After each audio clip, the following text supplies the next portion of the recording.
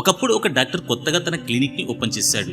ఆసక్తికరంగా అతని క్లినిక్ బయట ఒక పెద్ద బోర్డుపై మా హాస్పిటల్లో ఎలాంటి వ్యాధైనా చికిత్స కేవలం 300 మాత్రమే, ఒకవేళ మీరు నయం చేయలేకపోతే 1000 రూపాయలు మీకు తిరిగి ఇస్తాం అని వ్రాశాడు. ఈ ప్రకటన చూసిన ఒక తెలివైన వ్యక్తి వెంటనే ఒక ప్లాన్ వేశాడు.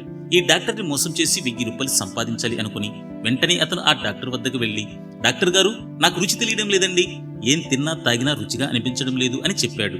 డాక్టర్ నవ్వుతూ నర్సును పిలిచి ఆ 12వ నంబర్ బాటిల్లో ఉన్న మందును కొద్దిగా ఇతని నాలుకపై వెయ్యండి అన్నాడు. నర్స్ ఆ బాటిల్ తీసుకుని కొన్ని చుక్కలు అతని నాలుకపై వేయగానే ఆ వ్యక్తి ఒక్కసారిగా, అయ్యో ఇది మూత్రంలా ఉందండి అని అరవసాగాడు. అవకాశం కోసం చూస్తున్న డాక్టర్ వెంటనే, కంగ్రాట్స్, మీ రుచి మీకు తిరిగొచ్చింది, ఇక మీరు 300 కట్టి వెళ్ళండి అని చెప్పాడు. ఆ వ్యక్తి తన మోసపోయిన విషయాన్ని అర్థం చేసుకుని 300 ఇచ్చి అక్కడి నుంచి వెళ్ళాడు. కొన్ని రోజుల తర్వాత మళ్లీ అదే వ్యక్తి అదే డాక్టర్ వద్దకు వచ్చాడు. ఈసారి కొత్త సమస్యతో ఎలాగైనా సరే ప్రతీకారం తీర్చుకోవాలని అనుకున్నాడు.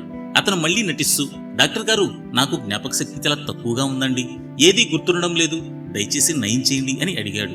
డాక్టర్ నవ్వుతూ నర్సును పిలిచి, సిస్టర్, ఆ 12వ నంబర్ బాటిల్లోని మందు ఇతనికి ఇవ్వండి అని చెప్పాడు. ఆ మాట వినగానే, డాక్టర్ గారు, అది రుచి తెచ్చే మందు కదా అని పెద్దగా అరిచాడు. అప్పుడు డాక్టర్ వెంటనే, కంగ్రాట్స్, మీ జ్ఞాపక శక్తి మళ్లీ మీకు తిరిగొచ్చింది, 300 కట్టి వెళ్ళండి అని అన్నాడు.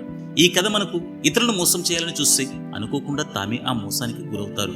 మోసం తాత్కాలికంగా విజయాన్ని ఇవ్వచ్చు, కానీ నిజమైన గెలుపు మాత్రం మంచితనంలోనే ఉంటుంది. నిజమే కదా? మీ అభిప్రాయాన్ని తప్పకుండా కామెంట్ చేయండి.